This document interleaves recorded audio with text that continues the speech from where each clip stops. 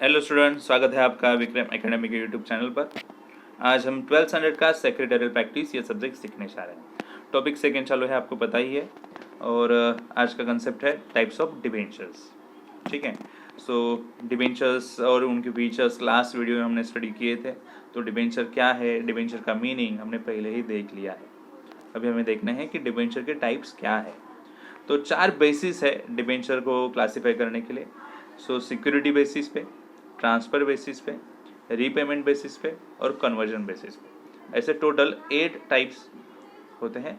तो पहला secure debentures and unsecure debentures, दूसरा registered debentures and bearer debentures, तीसरा redeemable debentures and irredeemable debentures and convertible debentures and non convertible debentures.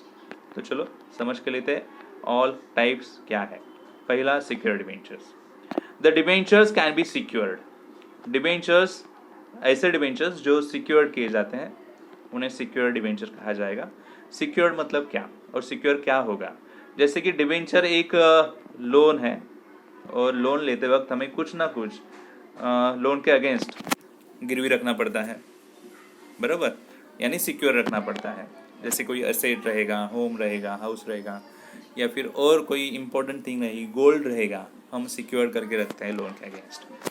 वैसे ही debenture जब issue किए जाएंगे तभी उसके अगेंस्ट कोई ना कोई बिजनेस के एसेट, लैंड एंड बिल्डिंग हो सकती है, मशीनरी हो सकती है, फर्नीचर हो सकता है, कोई ना कोई एसेट सिक्योर की जाती है। So the property of company may be charged as a security for loan. The security may be for some particular asset. Certain asset के लिए हो सकती है, या फिर मिक्स फिक्स एसेट जो रहेंगे उन पे मिक्स वो रह सकती है, यानी फ्लोटिंग चार्ज पे। तो ऐसे डिबेंचर्स जो सिक्योर्ड किए गए होंगे for any of the asset, उसे सिक्योर डिबेंचर कहा जाएगा। So okay, debentures are secured through trust deed. तो डिबेंचर ऐसे जो सिक्योर्ड किए जाएंगे एनी ऑफ द एसेट, उसे सिक्योर डिबेंचर कहा जाएगा। तो अनसिक्योर डिबेंचर किसे कहा जाएगा? यस, आप समझ गए ही होंगे अभी। ऐसे डिबेंचर्स जो किसी भी एसेट पे सिक्योर्ड किए नहीं है वो अनसिक्योर्ड हो गए। This are the debentures that have no security. The issue of unsecured debenture is now prohibited. अब कंपनी एक्ट 2013 के तहत ऐसे डिबेंचर्स मार्केट में नहीं ला सकते। बट हमें टाइप्स तो पता होना ज़रूरी है। तो सिक्योर डिबेंचर्स और अनसिक्योर डिबेंचर्स, ये 2 टाइप्स हमें पहले सीखने को मिले। जो सिक्योर डिबेंचर्स है उनके बराबर अपोजिट अनसिक्योर डिबेंचर्स होते हैं। अभी नेक्स्ट डिबेंचर के टाइप्स, रजिस्टर्ड डिबेंचर्स।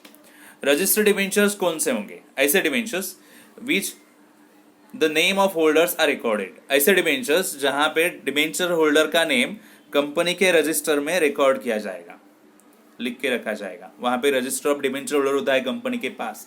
अगर वो रजिस्टर ऑफ डिबेंचर होल्डर में वो डिबेंचर होल्डर का नाम अगर रजिस्टर किया तो फिर वो हो गया रजिस्टर्ड डिबेंचर्स। ओनली नेम नहीं, और भी इंफॉर्मेशन होगी, जैसे कि नेम, एड्रेस और होल्डिंग्स कितने डिबेंचर का है, ये सब इंफॉर्मेशन है रिलेटेड, वो फिलअप करनी पड़ती है रजिस्टर ऑफ डिबेंचर होल्डर में। अगर ऐसा हुआ डिबेंचर होल्डर्स की ऑल इंफॉर्मेशन रजिस्टर में लिख दी गई तो ऐसे डिबेंचर रजिस्टर्ड डिबेंचर हो जाएंगे। और रजिस्टर ऑफ डिबेंचर्स का ट्रांसफर जो है वो उस पर लिमिट होगा।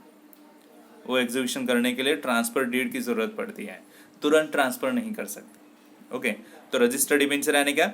रजिस्टर ऑफ डिबेंचर होल्डर में नाम, एड्रेस या फिर अदर इंफॉर्मेशन जो है, होल्डिंग्स वगैरह, वो लिखी जाएगी। तो लिखना यानी ही रजिस्टर्ड डिबेंचर हो गया। ओके, तो दूसरा उसके आगे का क्या है? Bearer debenture. अनरजिस्टर्ड डिबेंचर है यानी बेरर डिबेंचर, यानी नो नेम। डिबेंचर के रजिस्टर होल्डर में कोई भी नाम लिखा नहीं होगा होल्डर का। Name of holders are not recorded in the bearer debenture. Bearer ही उसे बोलते हैं जहाँ पे कुछ ना लिखा हो। तो कुछ भी नेम नहीं लिखा होगा, एड्रेस तो होगा ही, नेम नहीं है तो एड्रेस भी नहीं होगा। यस, तो नेम है ही नहीं है, नेम लिखा ही नहीं है डिबेंचर होल्डर का, ऐसे डिबेंचर बेरर डिबेंचर हो जाएंगे। ओके, सच डिबेंचर, ऐसे डिबेंचर होते हैं वो इजीली ट्रांसफर कर सकते हो आप। रजिस्टर्ड डिबेंचर पे नाम लिखा रहता है कंपनी के पास, तो ट्रांसफर करने में कुछ लिमिट्स होते हैं। बट बेरर डिबेंचर पे ऐसे कोई लिमिट नहीं है, आप तुरंत किसी ना किसी को ट्रांसफर कर सकते हो और उसके अगेंस्ट आपका पैसा रिकवर कर सकते हो। Payment of interest is made by mean of coupons, और इस तरह के जो डिबेंचर है उनका इंटरेस्ट जो है दिया जाएगा कूपन की वजह से। डिबेंचर के साथ कूपन्स भी दिए जाते हैं, डिबेंचर सर्टिफिकेट के साथ, और वो कूपन से आप अपना इंटरेस्ट बैंक में जाके, जो कंपनी के रिलेटेड बैंक्स होंगे वहाँ पे जाके कलेक्ट कर सकते हो। अभी next type redeemable debentures. Redeemable यानी पेड बैक। ऐसे हमने वर्ड देखा था प्रेफरेंस शेयर्स में भी, रिडीमेबल प्रेफरेंस शेयर्स, तो यहाँ पे भी है रिडीमेबल डिबेंचर्स। रिडीमेबल यानी पेड बैक। यस, पैसा तो वापिस करना ही है क्योंकि ये लोन है एक तरह का, तो पेड करना ही है। तो ऐसे डिबेंचर्स जिनका पेमेंट आफ्टर सर्टन पीरियड 5 साल या फिर 10 साल के बाद रिटर्न किया जाएगा, जो तो हमें उन्हें कहना है रिडीमेबल डिबेंचर्स। तो ऐसे डिबेंचर हो जाएंगे रिडीमेबल डिबेंचर्स जिनका पेमेंट सर्टन ईयर्स के बाद पेड होगा। So debenture are mostly redeemable, that is payable at the end of the some fixed period as mentioned on the debenture certificate। पहले ही debenture certificate के mention किया रहता है कि उनका पैसा कब रिटर्न किया जाएगा। Repayment can be made at a fixed date at the end of specific period or by installment। Installment से भी ये पैसा रिटर्न किया जा सकता है या फिर सिंगल अमाउंट में भी पे किया जा सकता है। Provision of repayment is normally made in trust deed. तो ट्रस्ट डीड से ये प्रोविजन ऑफ रीपेमेंट की जाती है। तो जिनका पैसा वापस किया जाएगा वो होंगे रिडीमेबल डिबेंचर्स, और इसके अगेंस्ट इररिडीमेबल है। इसका मतलब क्या होगा फिर? जिनका पैसा वापस नहीं किया जाएगा जब तक कंपनी बंद ना हो, मतलब लाइफ टाइम में कंपनी पैसा वापस करेगी ही नहीं। तो ऐसे डिबेंचर्स जिनका पैसा रिफंड नहीं होगा जब तक कंपनी चालू है, तो ऐसे डिबेंचर्स इररिडीमेबल डिबेंचर्स होते हैं।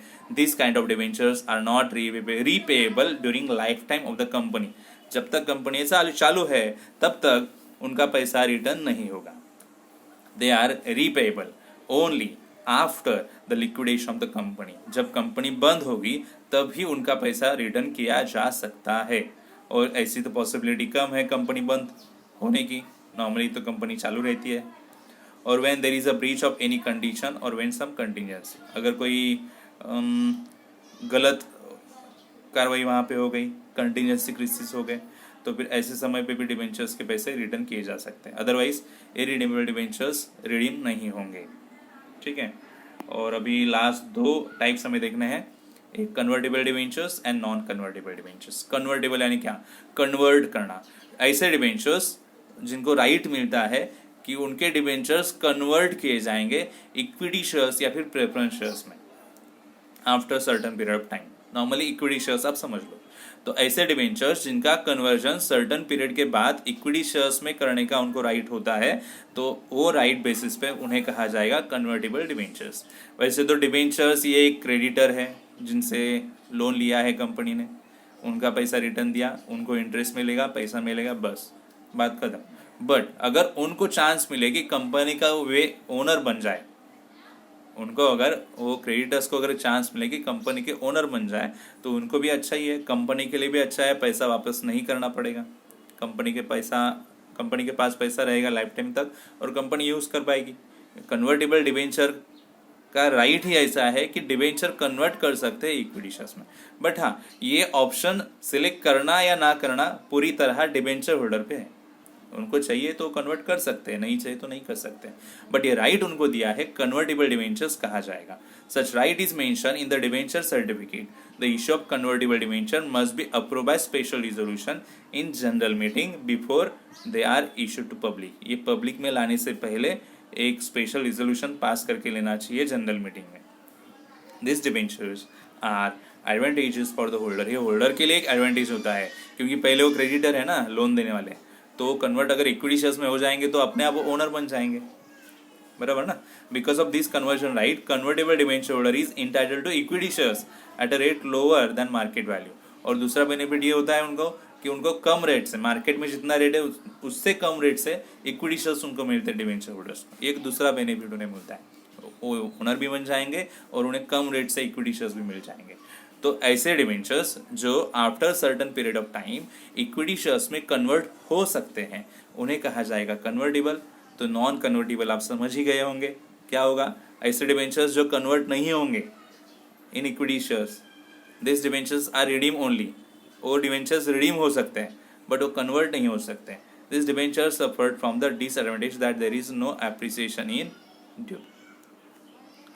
ओके, तो ये हो गए टाइप्स 8 टाइप्स ऑफ डिबेंचर्स के। ओके, तो इम्पोर्टेंट क्वेश्चन है, शॉर्ट नोट या फिर शॉर्ट ब्रीफ आंसर्स के लिए आ सकते हैं। तो आपको समझ में आया रहेगा तो आप मुझे बता सकते हो, कुछ डाउट रहेगा तो भी आप मुझे बता सकते हो कमेंट सेक्शन में। ठीक है, वीडियो पसंद आया है तो आप ज़रूर लाइक कीजिएगा, शेयर कीजिएगा। चैनल सब्सक्राइब किया नहीं है तो ज़रूर सब्सक्राइब करके रखिए, क्योंकि ऐसे हम मिलेंगे आगे के वीडियो में। तब तक के लिए गुड बाय, टेक केयर।